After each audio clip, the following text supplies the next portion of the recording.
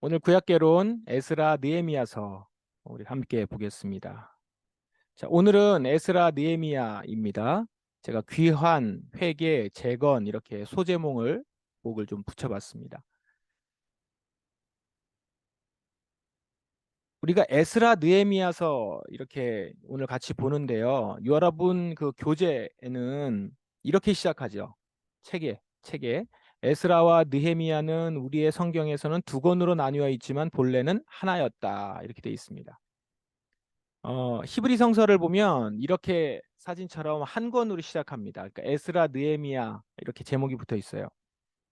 어, 그리고 이 히브리 성경의 위치에 보면 역대기가 맨 마지막에 있다고 그랬잖아요. 구약 성경. 맨 마지막에 있는데 그 맨 마지막 바로 앞에 에스라, 느헤미야서가 이렇게 있어요. 이 시기적으로 보면 신약 성서가 기록되기 전에 거의 마지막에 역대기 바로 전에 기록되었을 것으로 이렇게 보입니다.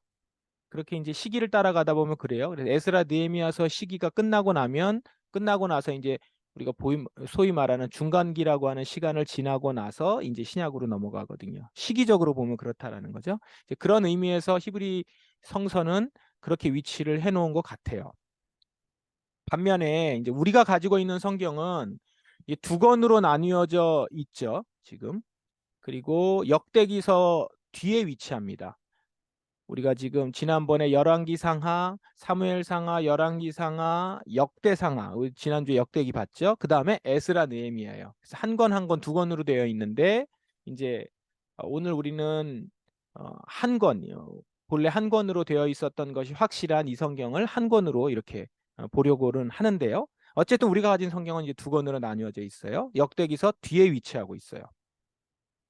그럼 우리 성경에서 이렇게 히브리 성서에서는 역대기서 앞에 있는데 지금 우리는 역대기서 뒤에 있어요. 이렇게 위치를 시킨 것이 이유가 있을 겁니다. 제가 역대기서 이렇게 뒤에 맨 마지막을 보니까 우리가 역대하 맨 마지막 구절이 22절, 23절인데요. 에필로그처럼 이 내용이 나와요. 바사의 고레스 왕 원년에 여호와께서 예레미야 입으로 하신 말씀을 이루시려고 여호와께서 바사의 고레스 왕의 마음을 감동시키시며 근데 쭉 나오고요. 네, 바사 왕 고레스가 이같이 말하노니 나에게 명령하여 유다 예루살렘의 성전을 건축하라 하셨나니 이렇게 바사 왕 고레스의 칙령이 선포되었다. 이러면서 끝나요. 그 역대기가. 그렇게 하면서 이제 이스라엘 역사에서의 어떤 회복의 메시지를 이렇게 보여주면서 희망적인 그림으로 끝나죠. 내용이. 자, 그런데 에스라서를 보세요.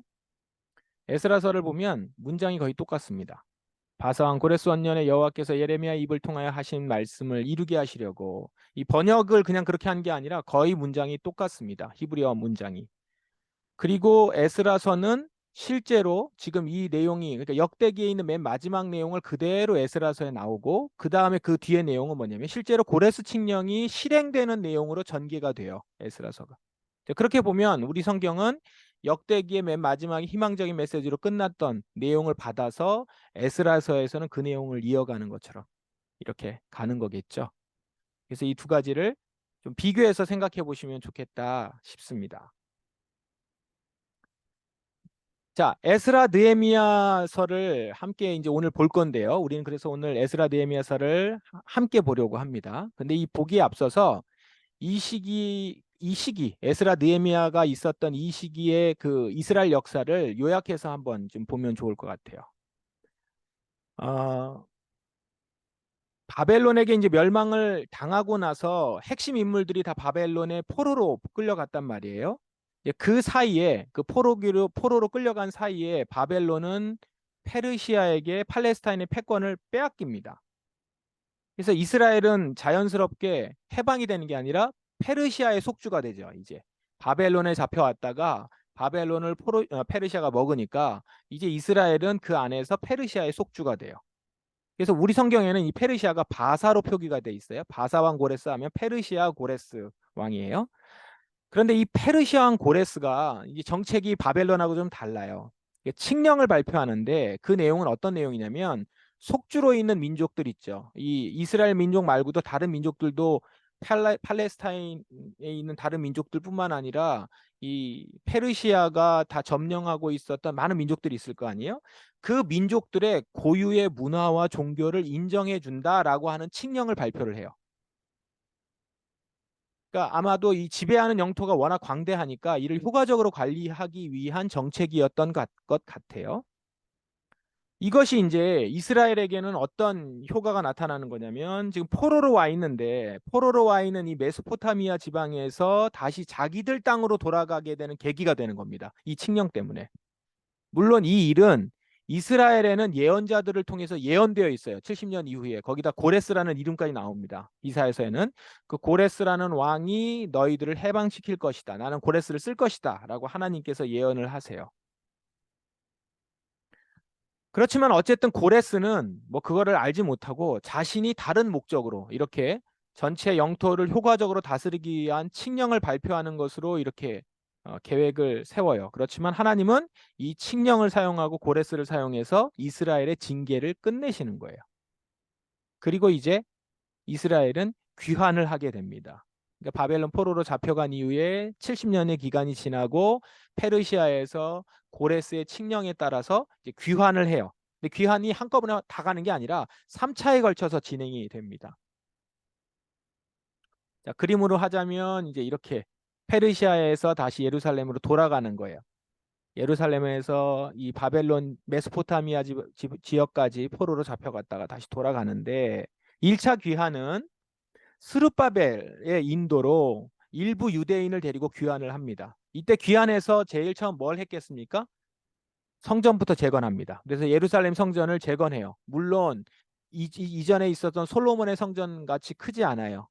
그렇지만 가장 기본적으로 만들어야 되는 성전의 어, 여러 가지 기구와 그다음에 성물과 이런 것들을 다 만들어서 재건을 합니다.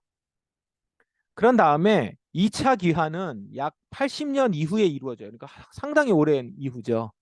이 귀환이 그냥 한 번, 두 번 이렇게 뭐 8개월 이런 게 아니고 80년 이후에 이루어져요. 2차 귀환이. 이때 에스라가 인도를 해서 갑니다. 그러니까 아마 그때 갔을 때는 성전이 어느 정도 성전이 딱 건축이 다 되어 있는 때겠죠.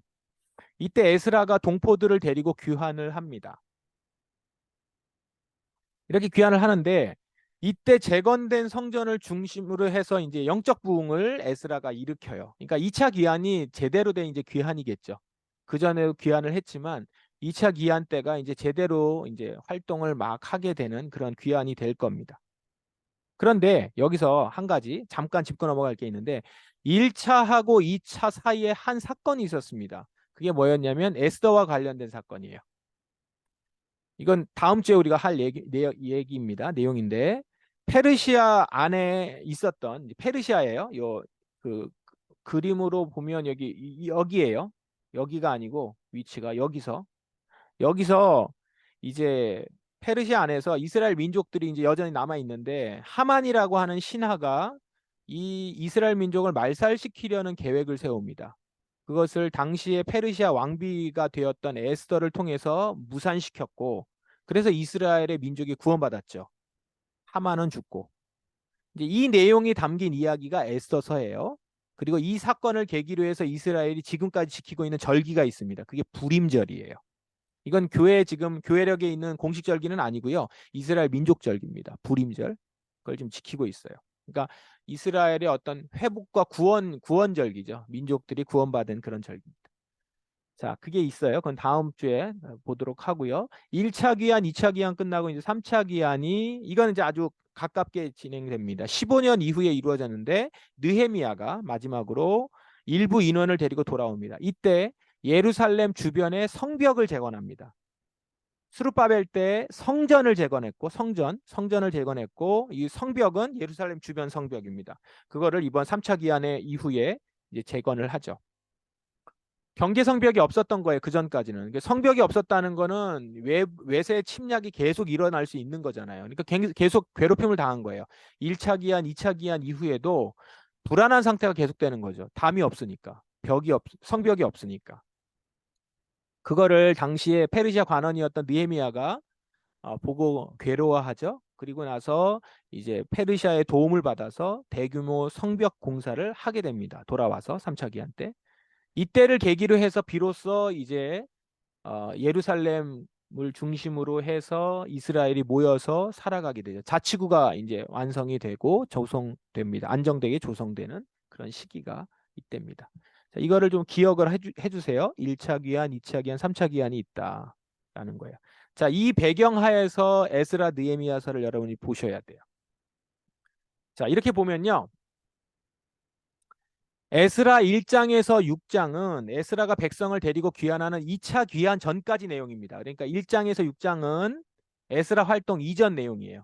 에스라 활동 이전 내용을 쭉 담고 있습니다.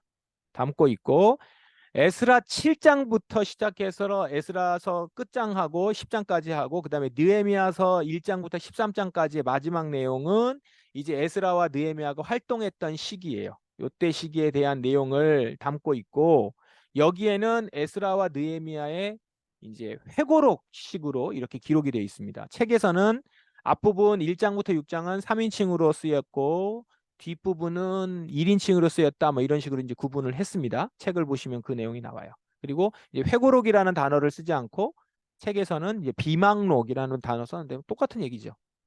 자, 이런 식으로 구분을 해 보시면 좋습니다. 이제 구분이 좀 되겠죠. 그러니까 에스라서 1장, 6장 이제 본격적으로는 에스라 7장부터인데 에스라가 나오는 7장부터인데 그 앞에 있는 내용을 먼저 다룬 거죠. 1장에서 6장은. 에스라 활동 이전에 1장에서 6장은 그렇게 다뤘다 보시면 좋겠습니다. 자, 그러면 이제 에스라 느헤미야서의 내용을 좀 잠깐 보겠습니다. 이제 장르로 보면은 에스라 느헤미야서에는 내러티브하고 그러니까 이야기하고 그다음에 하나 굉장히 많은 양의 분량의 내용이 나오는 게 있는데 그게 뭐냐면 계보예요, 계보. 족보가 나옵니다. 네, 여러분 지금 저랑 같이 구약 개론을 같이 얘기하면서 이 계보 얘기를 가끔 한 번씩 했거든요. 계보가 나온다거나 명단이 쭉 나온다거나. 이건 이제 어떤 걸 의미할까요? 계보나 명단 이런 게 나오면은 뿌리를 보여주려고 하는 거예요. 이 뿌리가 어디서부터 오는 것이냐? 정체성과 관련된 얘기입니다. 근데 지금 에스라 느헤미야서에 그렇게 분량이 많지도 않은데 거기에 상당 부분 계보가 들어가 있어요. 그 얘기는 뭐냐면 이 책이 뿌리에 굉장히 관심이 많다라는 거예요. 그걸 기억하시면서 성경을 보시면 좋습니다. 그럼 어떤 내용이 이 성경에 담겨 있는가? 역대기 내용하고 같이 연결이 됩니다. 에스라 느헤미야서는 한 관점으로 이렇게 보시면 좋은데 역대기 내용을 떠올리면서 내용을 보십시오. 그러면 예루살렘으로 지금 다시 돌아왔어요. 귀환한 이스라엘이에요. 그 이스라엘에게 있어서 가장 심각하게 도전받고 있는 게 뭐냐면 자신들의 정체성입니다. 우리가 하나님의 백성 맞는가? 우리가 하나님의 백성인 것을 무엇으로 확인할 수 있지? 이게 이제 정체성의 혼란과 심각하게 이걸 어떻게 확인해야 될 것인가 이제 고민을 하게 되는 겁니다. 왜냐하면 하나님이 이스라엘을 처음에 선택하시고 당신의 백성으로 택하신 다음에 어떻게 인도하셨죠? 어디로 인도하셨죠? 바로 이곳 가나안 땅으로 인도하셨어요. 그리고 이 땅을 주시고 당신의 백성으로 나라를 만들어 살도록 하셨단 말이에요. 이스라엘 나라가 만들어졌었어요. 근데 지금 자기들 땅이 없어요. 지금은. 이렇게 얘기할 수 있겠죠. 아, 고향으로 돌아왔으니까 자기 땅 아닌가요? 아니죠. 페르시아 땅이란 말이에요. 페르시아 속국으로 있고 페르시아 땅에 살게 된 거예요. 그냥 자기 고향으로 돌아왔을 뿐이지. 자기 나라가 없는 거잖아요. 자기 나라 영토가 없는 거예요. 게다가 정신적인 지주였던 성전이 없어요. 물론 성전을 다시 지었긴 하지만 예전과 같은 권위를 가질 수가 없는 상황이라고 했어요.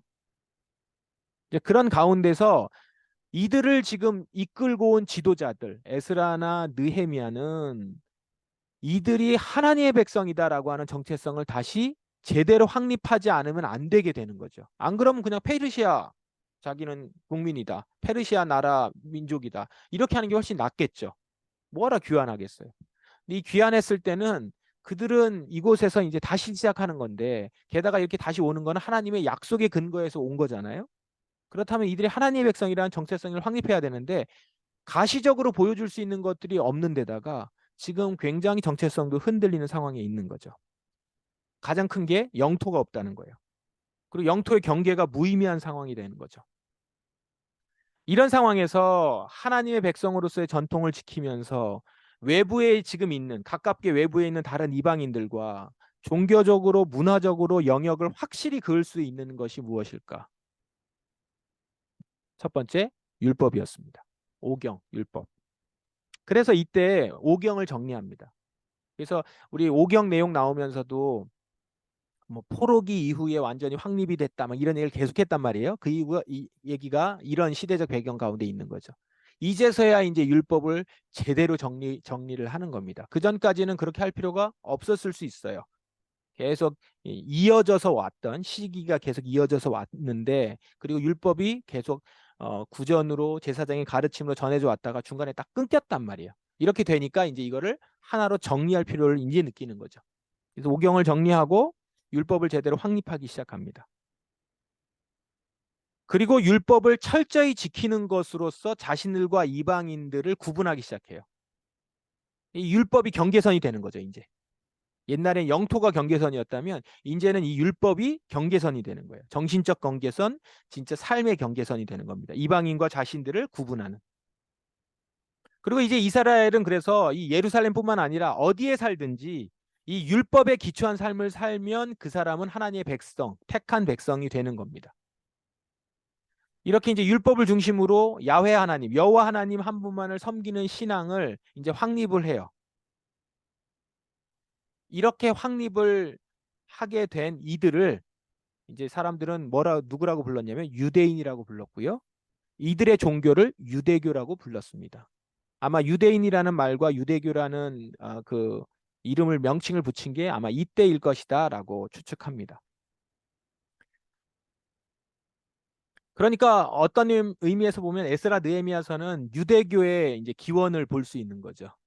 그리고 유대인들의 기원 이렇게 볼 수 있는 겁니다. 물론 이스라엘 백성이긴 하지만 포로기를 지나고 나서 아직 나라가 없지만 새롭게 하나님의 백성으로 정체성을 갖는 새로운 모습을 갖는 거니까 유대인은 조금 다른 성격의 어떤 명칭일 수 있어요. 이스라엘 백성하고는 좀 다른 명칭일 수 있는 거죠. 자, 에스라서에 보면은 이렇게 율법을 강조하는 대표적인 예로서 이방인들과 결혼 금지, 통혼 금지가 있습니다. 다른 신을 섬기는 이방인과 결혼을 금지하는 거예요. 그러니까 율법을 근거로 해서 이제 결혼을 금지하는 건데 이거는 민족적 정체성을 확립하려는 일이었던 것 같아요. 그래서 여러분 오경에 보시면 그 하나님의 택한 백성에게 꼭 강조하는 게 있어요. 이방인과 결혼하지 말라. 아브라함이 이삭이 야곱과 에서에게 그렇게 얘기를 하죠. 그러니까 이렇게 그 결혼을 그 이방인과 하지 말아라, 다른 민족과 하지 말아라는 얘기가 그 오경의 이야기 가운데서 되게 강조해서 나오는 것은 지금 이 오경을 가지고 자신의 이스라엘 백성들이 정체성을 삼는 데 있어서 굉장히 중요하기 때문에 그렇죠. 그리고 이걸 이제 자기들에게 적용하죠. 그래서 이방인 통혼 금지를 선포하고 이스라엘 안에서 그렇게 이방인들과 결혼을 못하도록 그렇게 금지를 합니다. 아주 철저하게 이걸 막죠. 그리고 안식일을 철저하게 지키는 것을 다시 회복을 시키려고 하죠. 이걸로 율법을 근거로 해서 민족의 정체성, 민족적 정체성을 확립하려는 일을 가지려고 합니다. 이때. 그 다음에 또 하나는 기도가 강조돼요. 뭐 기도가 강조되는 건 너무 당연한 거 아닌가? 우리는 그렇죠. 근데 당시에는 이스라엘 백성들에게는 기존의 이스라엘 백성들에게 강조됐던 건 제사예요, 제사. 제사가 강조됐고 그 안에서 이제 기도하는 형식도 제의를 드리고 제사장이 기도하는 가운데서 함께 있었던 것인데 이제 이 기도의 형태가 좀 달라졌습니다. 각자가 기도하는 것, 금식하며 기도하는 것, 이렇게 기도의 형태가 좀 달라지기 시작해요. 그래서 에스라서에 보고 느헤미야서에 보면 에스라서 7장, 느헤미야 1장, 9장 이런 데 보면 기도를 강조하는 내용이 되게 많이 나옵니다. 회개했다, 금식했다, 옷을 찢으며 회개했다, 막 이런 얘기들이 굉장히 많이 나오거든요. 그렇게 하면서 이들이 율법을 보고 기도하면서 조금 신앙 형태가 달라지는 거죠. 외적 신앙 형태가. 근데 이렇게 되는 이유는 여기에는 달라진 예배 환경이 영향을 줬을 거예요. 말씀드렸던 것처럼 여러분도 이제 잘 아실 텐데 포로기 때부터는 성전에서 모이지를 못했어요. 성전이 없었으니까요. 그래서 바벨론에서는 바벨론 물가에서 모였고 뭐 어느 집에서 모였을 수 있었을까요? 하여튼 그렇게 모였던 거죠. 이제 성전이 없는 상황에서 모이기는 모여야 됐고 아니면 가정에서 자기네들끼리 신앙을 계속 유지해 가려고 했겠죠. 그리고 지금 예루살렘에 돌아와서는 성전을 짓긴 지었지만 이전의 권위를 갖지 못한 상황에서 율법을 강조하기 시작해요. 율법을 가르치는 곳을 따로 이제 만듭니다. 그게 회당이에요. 율법을 가르치고 기도하는 모임 공간을 만듭니다. 그러니까 가정과 회당에서 모여서 예배를 드리기 시작하는 거죠. 율법을 읽고 그다음에 뭐 하겠어요? 기도하는 거죠. 회개의 기도를 하고. 그래서 말씀을 읽고 기도하고 하는 이 우리 신앙의 전통이 이때 이제 어떻게 보면 초기의 모습을 갖게 된 거죠. 그러니까 그 전에 있었던 이스라엘 백성들이 성전에서 모여서 드린 예배 형태하고 지금 이 형태는 좀 달라요. 그러니까 우리 기독교가 가지고 있는 신앙 형태는 지금 이 모습이 더 맞는 거죠. 어떻게 보면 말씀을 묵상하고 기도하는 이런 형태로 이제 모이기 시작했다라는 겁니다. 그러니까 이런 새로운 형태로 이스라엘은 자신들의 신앙 모습을 이제 새롭게 회복을 합니다. 갱신하는 거죠. 유대교만의 신앙 형태이기도 하고요. 그렇게 이제 에스라 느헤미야의 활동은 이스라엘 백성들을 새로운 신앙의 모습을 만드는 그런 역할을 하는 활동들이었다라고 할 수 있습니다. 그러니까 하나님의 백성인 것을 이렇게 확인을 한 것이죠. 자, 에스라 느헤미야는 이런 이스라엘의 회복되는 모습을 보여주는 성경이에요.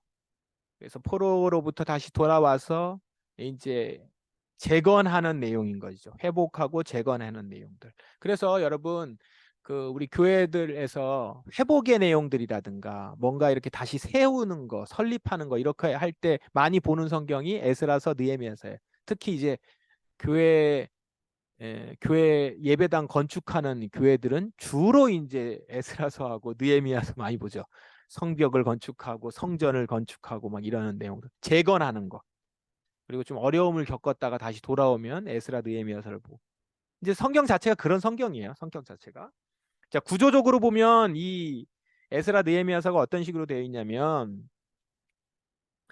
외형적으로는 성전을 재건하는 거하고 성벽 재건하는 이 두 가지 중요한 이야기가 나옵니다. 이게 소재입니다. 그렇죠? 성전을 재건하는 내용 그리고 성벽을 재건하는 내용. 외형적으로 볼 때 그래요. 외형적으로 볼 때 그런데 근데 이게요. 어떻게 일어나냐면 기도 부흥하고 말씀 부흥이 일어나는 거하고 같이 나타납니다.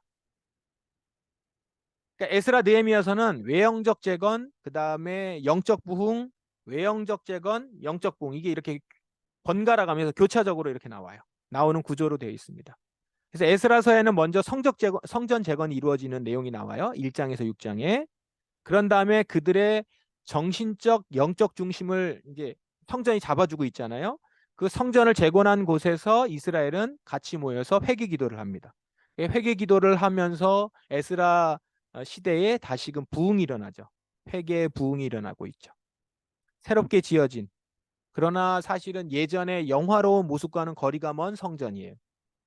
성전이 재건됐지만 예전에 솔로몬 시대의 그 옛 영화는 없고 그다음에 폐허가 된 곳에 성벽도 없고 덩그러니 성전만 있는 어떻게 보면 좀 초라한 그러면서 너무 하나님께 죄송하고 자기 자신의 이 모습들도 너무 비참해 보이기도 하는 그런 가운데서 에스라가 이제 회개를 촉구하는 거죠. 그래서 옷을 찢고 무릎을 꿇고 기도하는 내용이 나옵니다. 기도의 부흥이 일어나는 그런 내용이 나오고요. 그 다음에 느헤미야서에 가면 이제 성벽 재건하는 내용이 나온다고 그랬죠. 성벽 재건하는 내용이 에스라서 1장에서 6장이 성전 재건이라면 느헤미야서 1장에서 6장은 성벽 재건이에요. 이렇게 구성이 되어 있습니다. 성전을 재건을 했지만 아직 주변 민족들이 이스라엘의 재건을 방해하고 계속 침입해오는 상황에서 느헤미야가 이제 성벽을 재건하잖아요. 성벽을 재건한 다음에 성벽만 재건한 것이 아니라 느헤미야가 이제 관리 출신이니까 이스라엘의 조직을 개편을 합니다. 지도자들 세우고 조직을 정비해요. 그런데 다 같이 모이게 한 다음에 당시의 지도자였던 에스라에게 율법을 낭독하게 하고 그러니까 이제 말씀 사경회를 해요. 말하자면 그냥 율법책을 읽은 게 아니라 해석을 해요. 율법을 다 모아두고 율법을 해석하고 그 자리에서 백성들은 율법을 배우고 말씀을 배우고 말씀을 배우면서 오랜만에 말씀대로 그 말씀 안에 있는 초막절 절기를 지킵니다. 말씀을 읽다 보니까 이 시기하고 초막절 절기하고 시기가 같다는 걸 알아요. 그럼 우리 초막절 절기를 지키자. 그래서 그때 초막절 절기를 지키는 내용이 나와요. 절기 지키는 내용. 흥미로운 것은 이스라엘 이전의 역사에 초막절 지키는 내용이 거의 안 나옵니다. 찾기가 어려운데 여기서 이제 초막절 지키는 내용이 이렇게 나와요.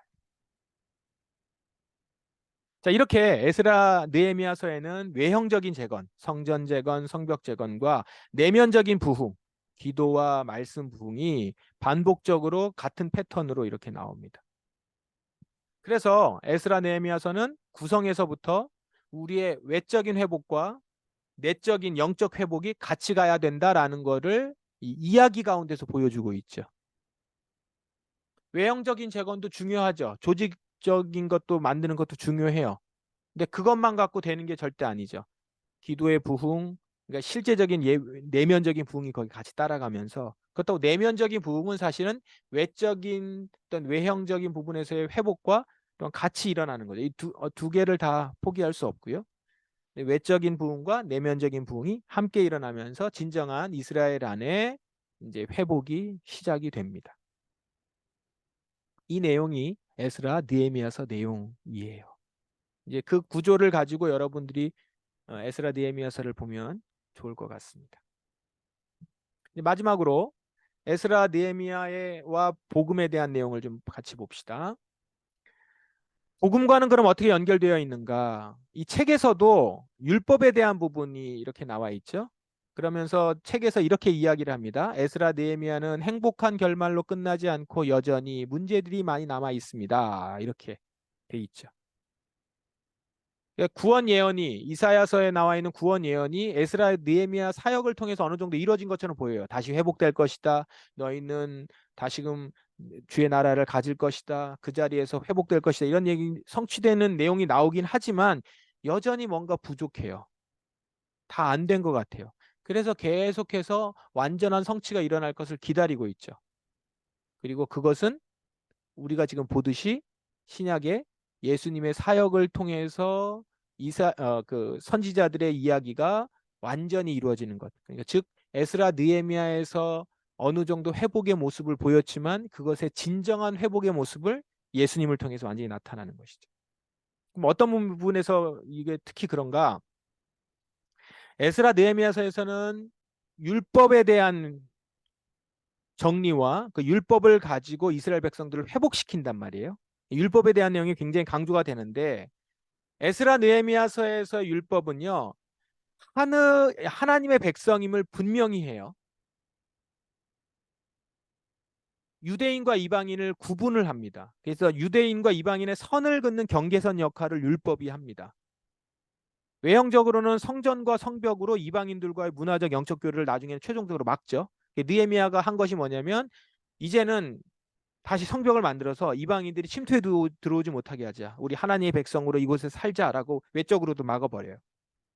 그렇게 율법은 유대인을 하나님의 백성으로 세우는 역할을 했습니다. 아주 중요한 역할을 했죠. 유대인과 이방인을 구분을 하고. 그런데 이거는 율법의 시작에 해당하는 부분이라는 것이죠.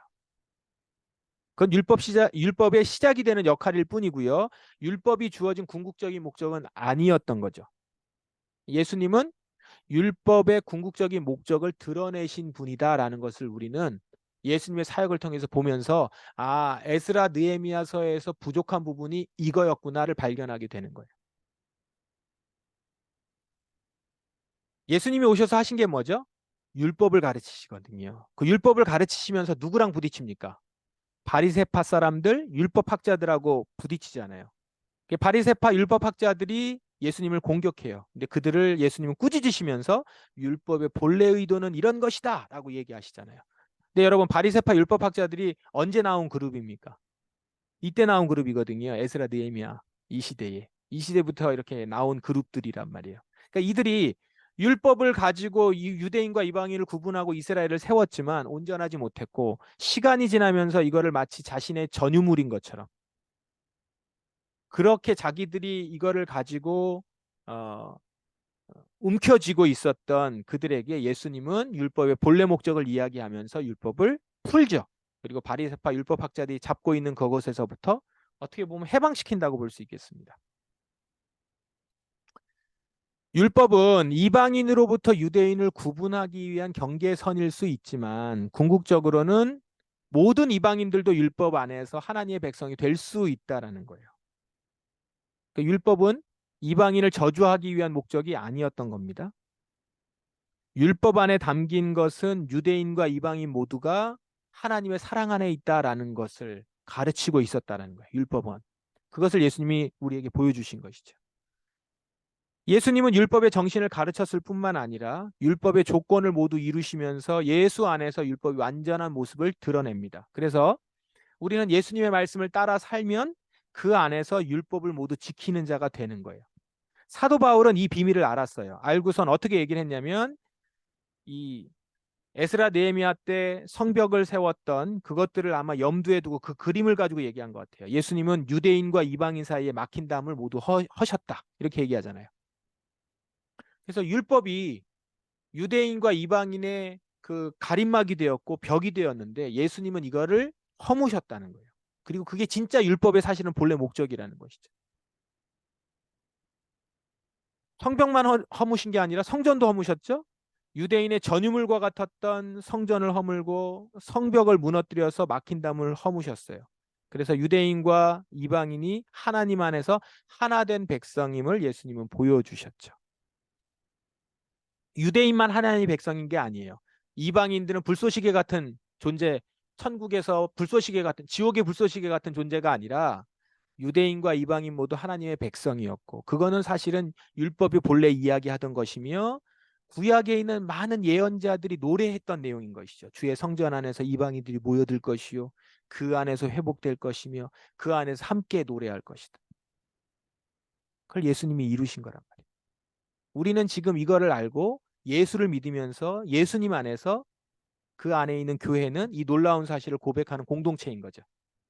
우리 자신 자체가 뭐 신분으로 따지면 이방인일 수 있겠죠. 유대인이 아니니까. 그런데 우리는 예수님께서 그 담을 허무셔서 율법의 온전한 목적을 이루신 그 예수님 안에서 우리 율법을 이루고 지키며 우리는 그 안에서 하나님 백성으로 살아가고 있잖아요. 예수 안에서 회복되는 거죠. 이렇게 우리는 에스라 느헤미야서를 복음서와 연결해서 읽을 수 있습니다. 그래서 이제 에스라 느헤미야서를 여러분 보시면서 말씀드린 것처럼 회복의 내용이 나와요. 참다운 회복, 다시 재건하는 내용이 나옵니다. 그냥 비단 교회당 건축하는 데 있어서 쓰는 그런 성경이 아니고 어떤 조직을 다시 개편할 때 그럴 때 효과적으로 말씀으로 적용하기 위한 성경이 아니고 우리의 영적 회복 그리고 진짜 교회 안에 온전한 회복을 위한 성경일 수 있죠. 근데 그것은 그 에스라 느헤미야서가 예수 안에서 온전히 다시 해석되어서 볼 때 그렇게 볼 수 있는 거죠. 그래서 예수 안에서 우리는 에스라 느헤미야가 이스라엘 백성들을 모아놓고 회개를 촉구했잖아요. 겉옷을 찢으면서 그 앞에서 하나님 앞에서 울부짖으며 회개하고 그렇게 해서 우리를 다시금 회복시켜 주십시오라고 기도했던 것처럼 이제 우리는 예수 안에서 예수님 앞에서 하나님 앞에서 이 무너져 있는 나라와 교회를 회복시켜 주십시오. 다음 세대를 회복시켜 주십시오. 이렇게 기도하는 거죠. 그래서 우리는 에스라 느헤미야서를 보면서 다시금 우리 안에서 오늘날에도 회복되어야 될 당신의 공동체, 당신의 나라의 한 부분들을 우리가 이제 그 에스라 느헤미야서 시대의 에스라 느헤미야가 될 수도 있고 스룹바벨이 될 수도 있고 그 안에 있는 백성이 될 수도 있고 그렇게 엎드려서 기도하는 사람으로 에스라 느헤미야서의 내용들을 여러분 각자가 우리 교회가 적용할 수 있으면 좋을 것 같아요. 그렇게 우리가 이 성경을 보시면서 은혜를 누리실 수 있으면 좋겠습니다. 오늘 에스라 느헤미야서 개론은 이렇게 정리하도록 하겠습니다.